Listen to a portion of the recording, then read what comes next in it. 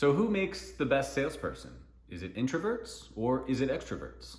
Well, often after I interview a prospective salesperson, I'll do a debrief call with a client. And it's not uncommon for me to say something like, wow, he would have been a great salesperson, but he talks too much.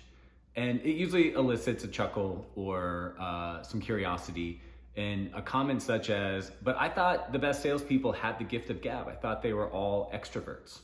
And what's interesting is I'll share with them something that I've experienced myself. It's backed up by some research. There was a study done by the Wharton School of Business in 2013, and they wanted to know what kind of personality made the best salesperson.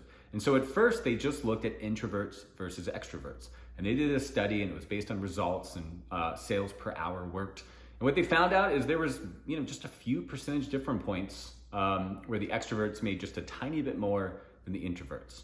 Then they went back and looked at the study, and they started labeling certain people ambiverts. And these are people that share introverted and extroverted traits. And they found out that the ambiverts actually made 40% more in sales, and even more in some cases, than the rest of the control group, the introverts, the pure introverts, and the pure extroverts. And so what I take away from that is it's great that the ambiverts have the confidence and the assertiveness to make sure that they follow up with you and get the meeting. But then when they show up to the meeting, they have the empathy, they have the listening skills, and they exhibit the traits that make the person they're listening to feel heard. They're basing their recommendations based on what the questions they're asking and what they're hearing from the prospect, and they're making the prospect feel like the most important person in the room.